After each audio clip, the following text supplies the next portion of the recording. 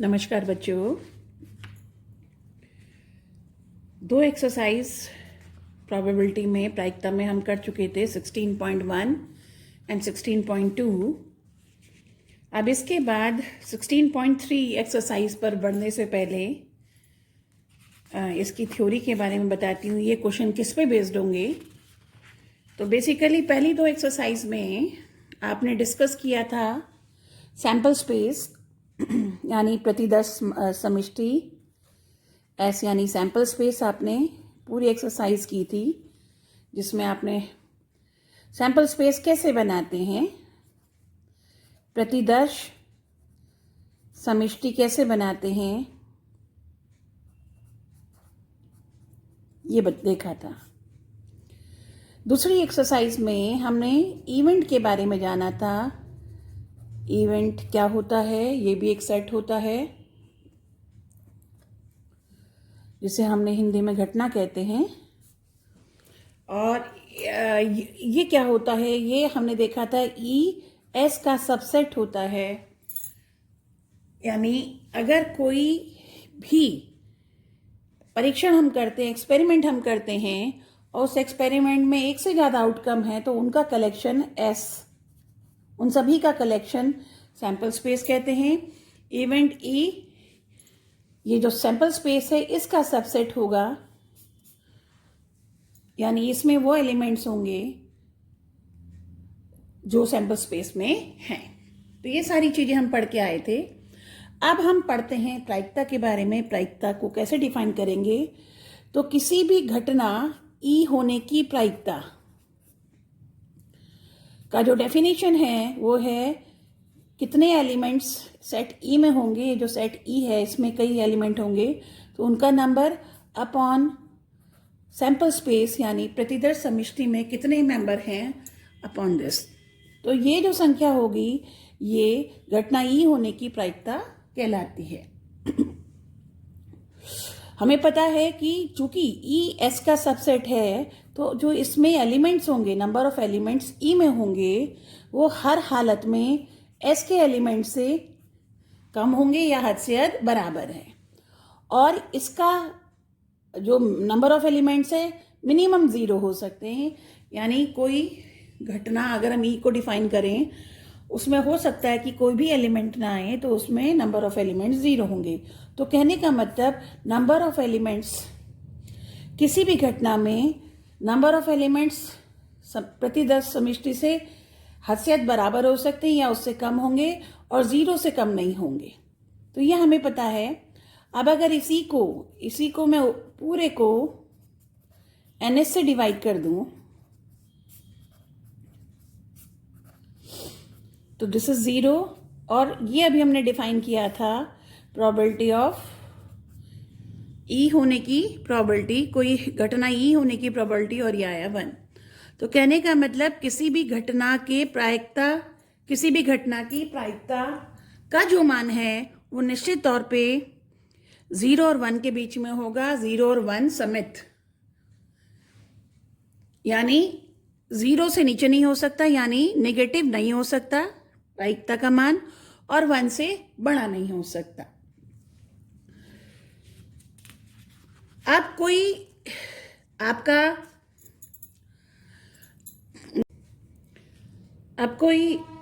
आपका सेट है, कोई परीक्षण है और उसके सैंपल स्पेस एस है और उसके जो आउटकम्स हैं omega 1, omega 2, omega 3, omega 4, omega 5, इतने उसके आउटकम्स हैं। तो ये डिफरेंट आउटकम्स हैं, अलग अलग इवेंट्स मान लेते हैं। तो पी ओमेगा 1 इसकी प्रायिकता प्लस इसकी प्रायिकता ओमेगा 2 प्लस ओमेगा 3, यानी इन सब की अलग अलग प्रायिकता का योग आपका 1 होगा। ये जितने भी, ये मानते हुए कि ये सारे की सारी इवेंट जो हैं ये निशेष घटनाएं हैं। कहने का मतलब जब कोई परीक्षण होगा तो इनमें से कोई एक ना एक तो आउटकम होगा ही होगा। अगर ये इक्वली लाइकली नहीं है यानी समसंभावित नहीं है, यानी कि अभी ये नहीं कहा कि मान लीजिए ओमेगा होने 1 घटना होने की प्रायिकता ज़्यादा है, इसकी प्रायिकता कम है एंड सो ऑन। तो इन सब का योग मतलब अगर कुल इनमें से कोई एक घटना जरूर होगी, omega 1, omega 2, omega 3, omega 4, omega 5, इनमें से कोई एक घटना जरूर होगी, तो इन सब का योग निश्चित तौर पर 1 होगा, बशर्ते ये सारी की सारी घटनाएं परस्पर अपवर्जी हों। यानी अगर ओमेगा 1 होगा तो ओमेगा 2 नहीं होगा, ओमेगा 3, ओमेगा 4, ओमेगा 5 ये नहीं होगा।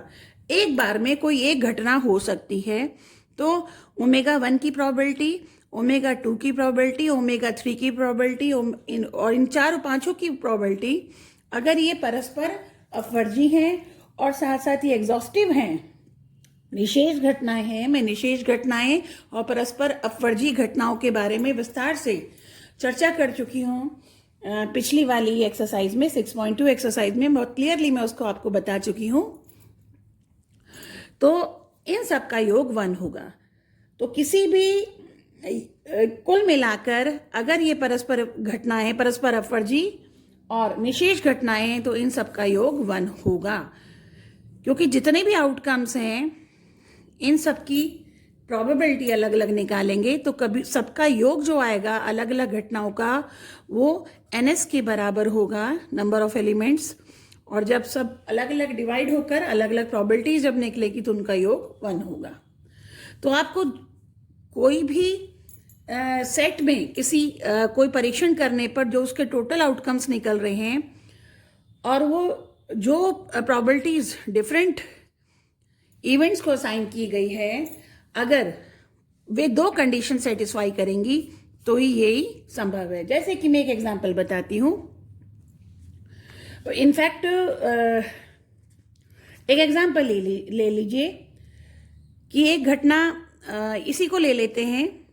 अगर आपको दे रखा है कि ये डिफरेंट घटनाएं हैं या ये डिफरेंट आउटकम्स है, इनकी प्रोबेबिलिटी ऐसे आपको दे रखी है।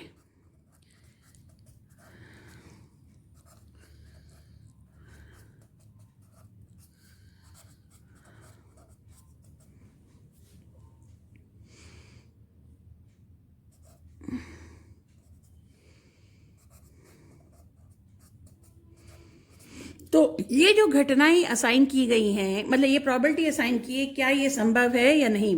तो मैंने बताया था किसी भी घटना की प्रायिकता 0 और 1 के बीच में होनी चाहिए। ये आपकी प्रायिकता नेगेटिव है, तो ये वाला संभव वैलिड प्रायिकता संभव नहीं है। मान लीजिए इसकी 0.1 भी होती, चलो प्लस नहीं है, माइनस मतलब प्लस है, अब ये अलाउड है। लेकिन अगेन दूसरी कंडीशन भी सेटिस्फाई होनी चाहिए कि इन सब का योग 0.5 प्लस 0.1 प्लस 0.3 प्लस 0.2 प्लस 0.1, इनका सबका योग एग्जैक्टली 1 होना चाहिए, ना कम ना ज़्यादा। यानी 5 और 1 6, 3 9, 2 11 और 1 12, 1.2 इनका योग आ रहा है। तो अगर ये सारी निशेष घटनाएं हैं और परस्पर अपवर्जी घटनाएं हैं, तो इनका योग हर हालत में 1 आना चाहिए। तो इस तरह से ये जो प्रोबेबिलिटीज असाइन है ये भी संभव नहीं है। तो कहने का मतलब, अगर कोई आपको इवेंट, आपको एक परीक्षण दिया हो सैंपल स्पेस और उसके अलग अलग आउटकम्स हो और वे आउटकम्स परस्पर अपवर्जी हों और विशेष हों, तो निश्चित तौर पे, और परस्पर अपवर्जी हो या ना हो, प्रायिकता के लिए तो निश्चित है कि वो प्रायिकता का मान कभी भी ना नेगेटिव हो सकता, ना 1 से ऊपर हो सकता। तो किसी भी घटना की प्रायिकता 0 और 1 के बीच में ही हो सकती है, पहली बात। और अगर वे घटनाएं परस्पर अपवर्जी हैं सारी, तो उन सब, और निशेष घटनाएं, तो उन सब का योग निश्चित तौर पे 1 होगा। तो किसी भी सेट के लिए क्वेश्चन अगर आपके पास आएगा तो प्रोबेबिलिटी तभी मानी जाएगी जब ये 2 कंडीशंस आपकी सेटिस्फाई हो। अभी जब क्वेश्चंस करेंगे तब आपको और अच्छे से समझ आएगा। अब ये तो डिफरेंट अलग अलग घटनाएं थी। अब हम आते हैं जब घटनाएं एक से ज्यादा हो। बेसिकली यहाँ सेट थ्योरी को फॉलो करके चल रहे हैं, यानी जो पूरी की पूरी प्रायिकता आपकी है वो सेट थ्योरी पे बेस्ड है। अगर आपको सेट थ्योरी ढंग से आती है तो निश्चित तौर पे आप आसानी से प्रायिकता को कर लेंगे। फिर से आते हैं कि एक घटना है, उसका सैंपल स्पेस एस है, एक आपने परीक्षण किया, उसका सैंपल स्पेस एस है, और दो घटनाएं हैं ए और बी। तो निश्चित तौर पे जब ए और बी घटनाएं सैंपल एस से जुड़ी हुई हैं, सैंपल स्पेस एस से जुड़ी हैं, ए एस का सबसेट होगा और बी भी एस का सबसेट होगा। अब मैं यहाँ ये नहीं कह रही कि ए और बी परस्पर अपवर्जी घटनाएं, नहीं, कोई भी दो घटनाएं हो सकती है। मैं ये नहीं कह रही कि परस्पर अपवर्जी या निशेष हैं। तो अब ए या बी घटना हो, इनमें से कोई एक घटना हो, तो इसकी होने की प्रायिकता अगर आपसे पूछी है, तो हमारे हिसाब से जो हमारा सूत्र है, इसकी प्रायिकता होनी चाहिए n A union B upon n S. अब ए यूनियन बी निकालेंगे। एन ए यूनियन बी हम सेट थ्योरी में पढ़ के आए हैं, बराबर होता है n A plus n B minus n A intersection B. मतलब ए यूनियन बी में मेंबर जो आएंगे, नंबर ऑफ एलिमेंट जो होंगे ए यूनियन बी में, वो होंगे ए में एलिमेंट प्लस बी में एलिमेंट माइनस जो कॉमन है। वेन एंड डायग्राम से फिर से याद दिलाती हूँ, जब हमने सेट थ्योरी पढ़ी थी तब पढ़ाया था, दो सेट हैं ए और बी। ए यूनियन बी का मतलब ये पूरा हिस्सा, इसके अंदर जितने भी एलिमेंट्स आ रहे हैं वो कवर अप करने हैं। तो ए यूनियन बी में ये वाला हिस्सा जो आएगा ए यूनियन बी, तो कितना आएगा, ए ले लिया प्लस इसके एलिमेंट्स, लेकिन ये जो ए इंटरसेक्शन बी ये वाला पोर्शन है, जिसे हम ए इंटरसेक्शन बी के नाम से जानते हैं, ये दो बार काउंट हो रहा है, तो इसलिए एक बार उसको माइनस करेंगे। और ये थ्योरम बहुत डिटेल में हमने सेट थ्योरी में भी पढ़ी थी। तो ये हम इसका नियम जानते हैं। अब इसी नियम में अगर पूरे को हम एन एस से भाग दे दें,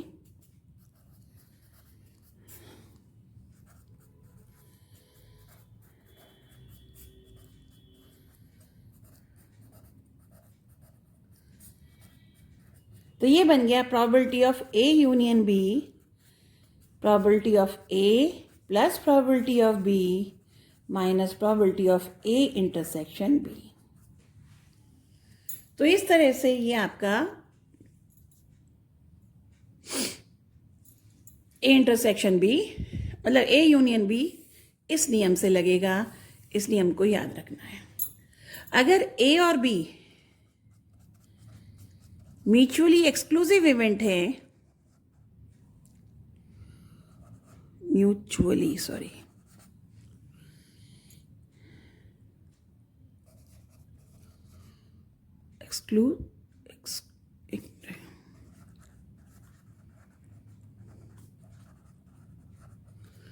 यानी कि परस्पर अपवर्जी घटनाएं हैं, यानी अगर ए होगा तो बी नहीं, बी होगा तो ए नहीं, तो इस स्थिति में ए इंटरसेक्शन बी 5 होगा, यानी number of elements A intersection B में 0 होंगे। अतः पी ए इंटरसेक्शन बी कितना होगा, 0 होगा। इसलिए पी ए यूनियन बी बराबर होगा P A plus P B. तो ये म्यूचुअली एक्सक्लूसिव इवेंट्स यानी परस्पर अपवर्जी घटनाओं के लिए ये नियम लागू होगा। अब आते हैं एक और नियम, फिर उसके बाद सीधा एक्सरसाइज पे पढ़ेंगे।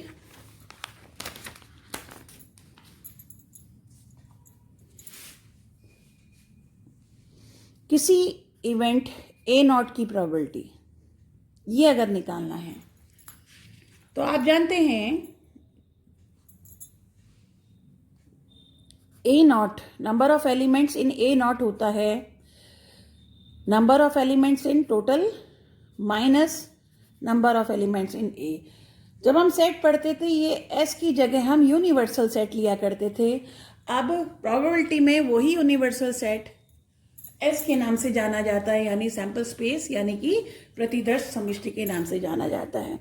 तो जब हमें इसकी प्रायिकता निकालनी है ए डैश की, यानी ये होगा n A dash upon n S. तो अब पूरे को मैं एन एस से अगर भाग दे दूं, तो this is P A dash बराबर 1 माइनस पी ए। तो किसी घटना के ना होने की प्रोबेबिलिटी जो निकालते हैं, प्रायिकता निकालते हैं, वो इस सूत्र से निकालेंगे, 1 माइनस उस घटना की होने की प्रायिकता। तो ये छोटा कंसेप्ट था थोड़ा सा आपका 16.3 से पहले। सीधा 16.3 को एक्सरसाइज पे आते हैं। एग्जाम्पल्स आप कर लीजिएगा, सारा बुक में दिया हुआ है। 16.3 में पहला जो क्वेश्चन आता है वो ये कहता है कि ये जो नीचे आपको कई सारे पार्ट्स दिए हुए हैं, उनमें जो प्रोबेबिलिटी दी हुई है वो संभव है या नहीं, मतलब सही प्रोबेबिलिटी लिखी हुई है या नहीं, ये आपको फाइंड आउट करना है। और दिया हुआ है कि एक घटना हुई है, एक परीक्षण किया और उसका जो सैंपल स्पेस है प्रतिदर्श समिष्टि है, उसके आउटकम्स हैं omega 1, omega 2, omega 3, omega 4, omega 5, omega 6, omega 7, 7 outcomes उसके हैं। तो अब आपको ये देखना है कि हर एक पार्ट में जो प्रोबेबिलिटी दी है, प्रायिकता दी है, वो सही प्रायिकता, यानी ये प्रायिकता संभव है या नहीं है। तो इन क्वेश्चन को करते हुए दो चीजें याद रखनी है कि प्रत्येक प्रायिकता, जिसकी भी प्रायिकता आप निकालोगे, ओमेगा आई में आई का मान लेकर 1 से लेकर 7 तक कुछ हो सकता है, इसका मान 1 से बड़ा नहीं हो सकता और 0 से छोटा नहीं हो सकता। एक तो ये आपको चेक करना है। दूसरा आपको ये चेक करना है कि ओमेगा आई का योग, सिग्मा का मतलब योग, आई का मान 1 से लेकर 7 तक, यानी पी ओमेगा 1, पी ओमेगा 2, इस तरह से सभी का योग जो है वो एग्जैक्टली 1 आना चाहिए। अगर ये दोनों कंडीशन सेटिस्फाई होती हैं तो ये जो प्रायिकता दी है वो संभव है, वरना नहीं है। तो पहला पार्ट दिया हुआ है प्रायिकता 1 पी ओम, ऐसे दिया हुआ है, मैं भी यहीं आपको करके बताती हूँ। P omega 1, P omega 2, table ही बना लेते हैं। पी ओमेगा 3, इन्होंने ओमेगा 1, ओमेगा 2 करके लिखा हुआ है, मैंने उनकी प्रोबेबिलिटी चूंकि दे रखी है तो मैंने पी से लिख लिया, कोई फर्क नहीं पड़ता इससे।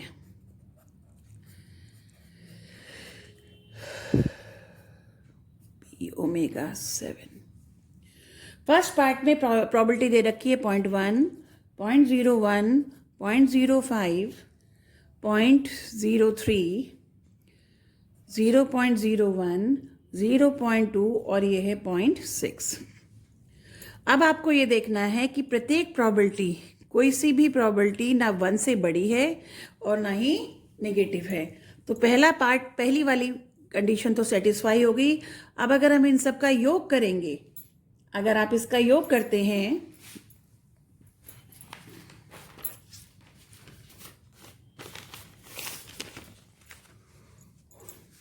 यहाँ योग करते हैं 0.1, 0.01, 0.05, 0.03, 0.01, 0.2, 0.6, यहाँ 0 मान लो अपनी तरफ से।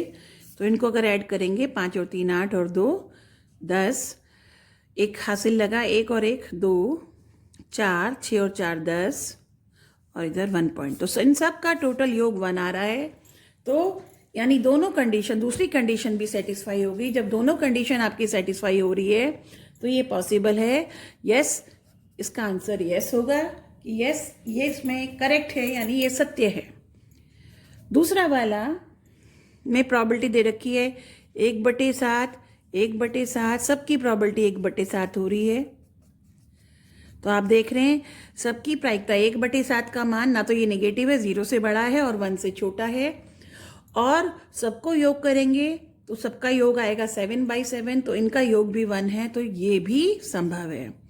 इन दोनों में क्या फर्क है, यहाँ प्रत्येक की जितने भी आउटकम्स हैं सबकी प्रायिकता बराबर है। तो इस तरह की स्थिति में ये वाले जो इवेंट्स कहलाएंगे, जब इनकी प्रायिकता ये होगी, ये कहलाते हैं इक्वली लाइकली इवेंट्स।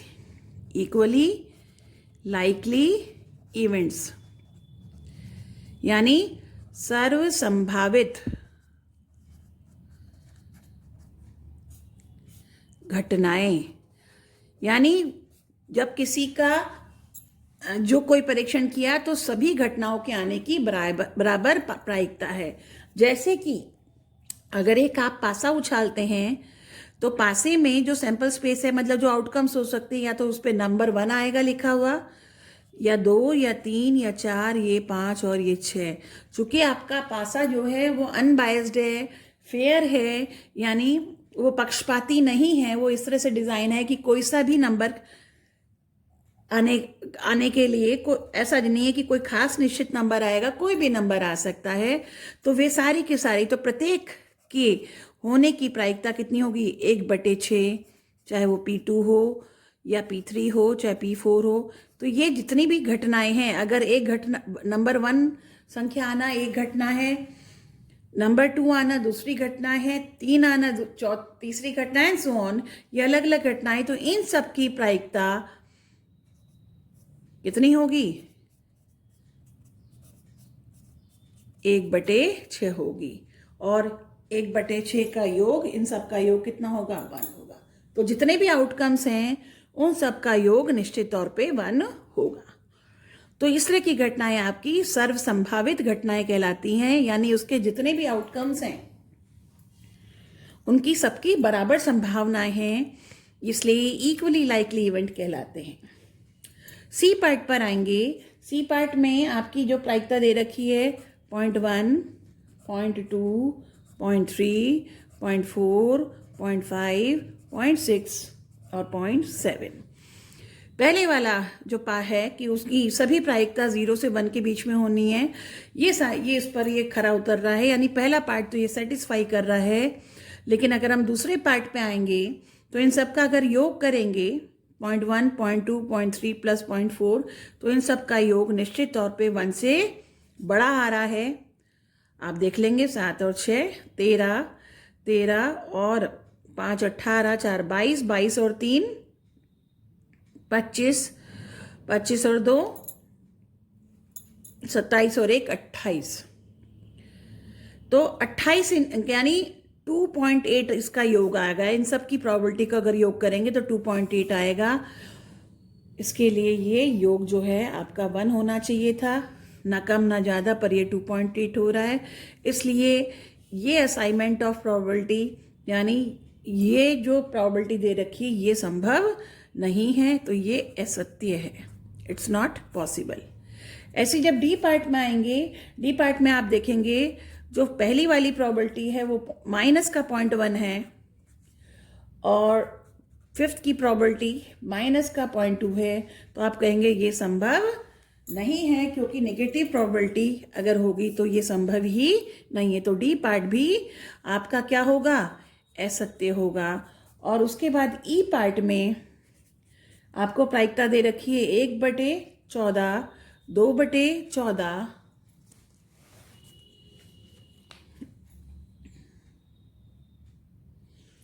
3/14, 4/14, 5/14, 6/14 और 15/14। आप देख रहे हैं हर एक का मान 1 से कम है, सॉरी 1 से कम नहीं है, ये वाला जो मान है ये आपका 1 से ज़्यादा है, ये 1/4 बैठेगा। तो सब प्रोबेबिलिटी सब जगह इसका मान 1 से छोटा, इसका इन सब का मान 1 से छोटा, लेकिन इसका मान चूंकि 1 से बड़ा हो गया, अतः ये भी असत्य है। तो फर्स्ट और सेकंड पार्ट जो है वो करेक्ट है, यानी वो प्रोबेबिलिटी संभव है, बाकी की किसी की भी प्रोबेबिलिटी डिफरेंट रीजन से संभव नहीं है। तो ये था आपका प्रश्न नंबर 1। तो अब आपको क्लियर हो गया होगा कंसेप्ट। अब आते हैं हम क्वेश्चन नंबर 2 पर। प्रश्न नंबर 2 पे आएंगे। प्रश्न number 2,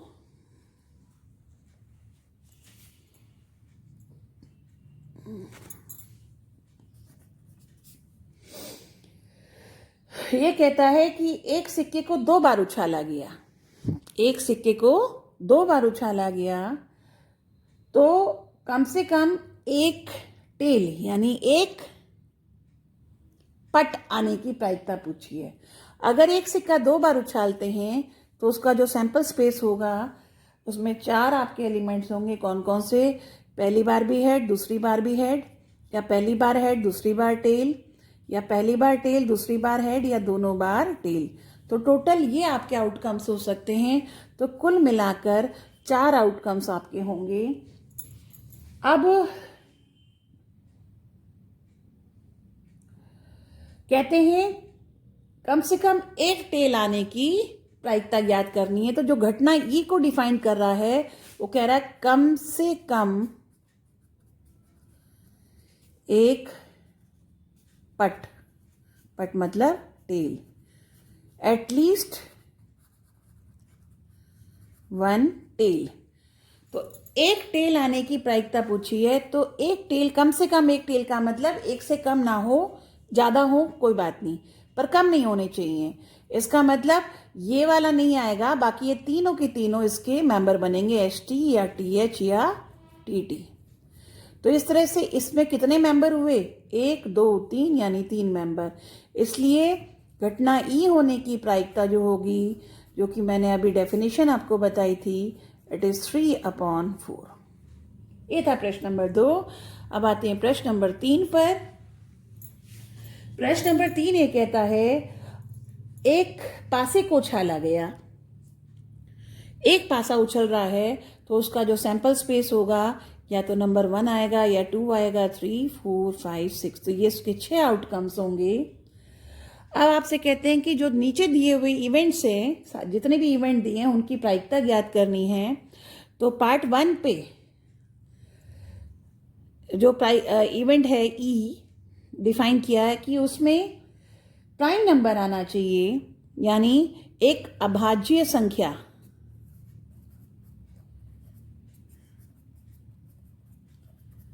I, a prime number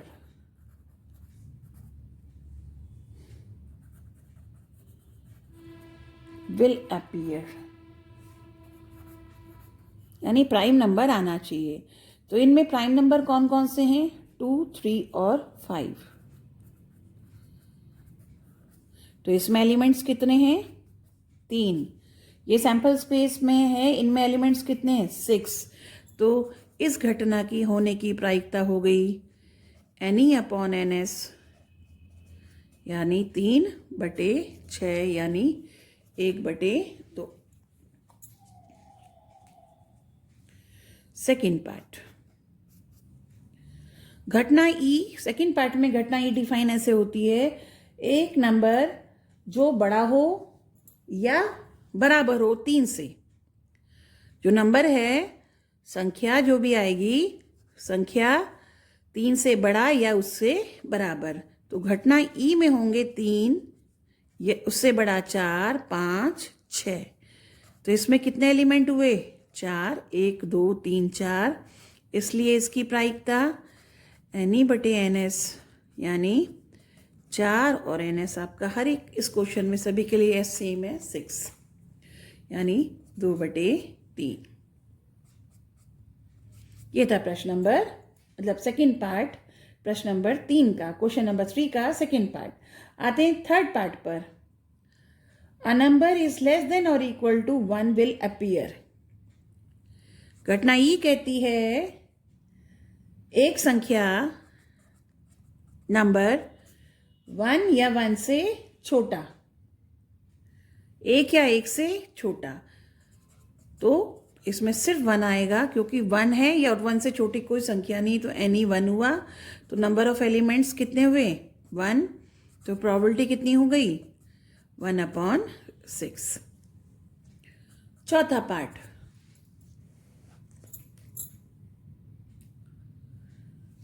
a number more than 6 will appear, यानी एक संख्या जो 6 से बड़ी हो, 6 से बड़ी संख्या। इस सैंपल स्पेस में 6 से बड़ी कोई संख्या नहीं है, तो ये एक एम्प्टी सेट हुआ। तो इसमें एलिमेंट्स कितने हुए? 0। तो प्रायिकता 0/6, यानी 0। और पांचवा पार्ट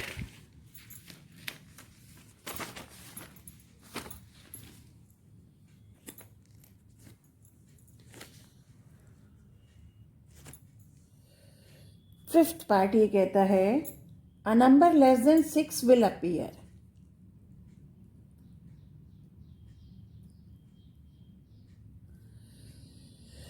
घटना ये कहता है 6 से छोटी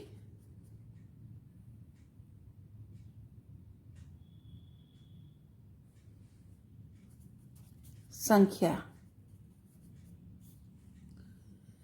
6 से छोटी संख्या यानी इवेंट जो होगा 6 से छोटी हो गई 1 2 3 4 5। तो ई हुआ आपका, इसमें एलिमेंट्स कितने हुए 5, 1 2 3 4 5। तो it is n E upon n S, ये हो गया 5/6। तो ये था क्वेश्चन नंबर 3। ये हो गया क्वेश्चन नंबर 4 पर आते हैं हम। एक गड्डी है ताशों की, 52 ताशों की गड्डी है।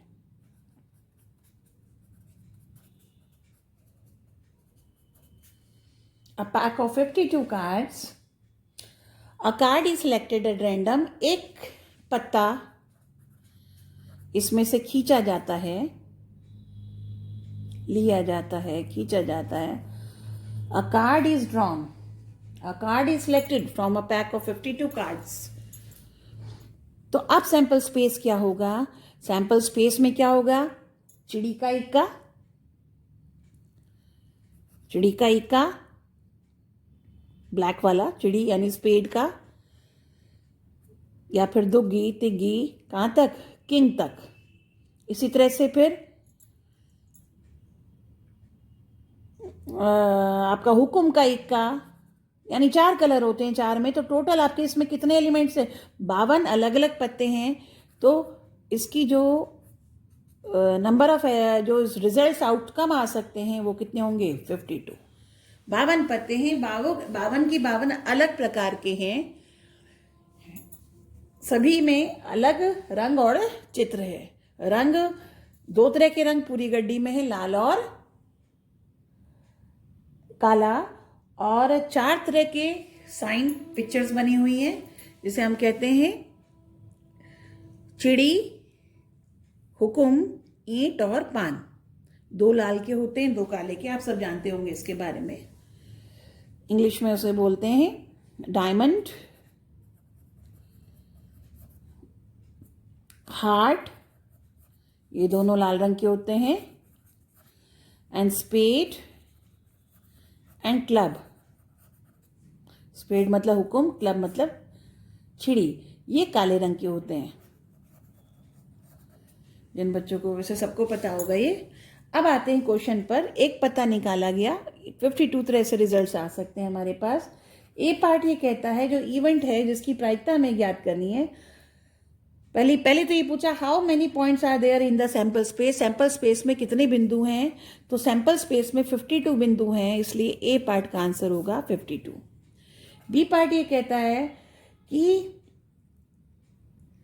प्रायिकता ज्ञात करनी है। Calculate the probability that the card is an ace of spade, हुकुम का इक्का। घटना ई जो है जिसकी प्रायिकता निकालनी है वो क्या है? हुकुम का इक्का निकले। तो हुकुम के कितने इक्के होते हैं? एक ही होता है, तो उसे निकालने की सिर्फ एक ही विधि है। तो उसमें एलिमेंट 1 हुआ इवेंट ई में। और अब इसकी प्रायिकता कितनी होगी? N E upon n S. Event E होने के तरीके 1 अपॉन आपका टोटल पावर। ये बी पार्ट था। सी पार्ट ये कहता है, सी में भी फिर 2 पार्ट है, प्रायिकता निकालना है। पहला पार्ट इसमें कहते हैं घटना ई जो है वो जो पत्ता निकला है वो इक्का हो। क्या हो? इक्का। अब एक ई जो इक्का है कितने होते हैं किसी भी गड्डी में? 4 होते हैं, चारों रंग के एक एक होते हैं।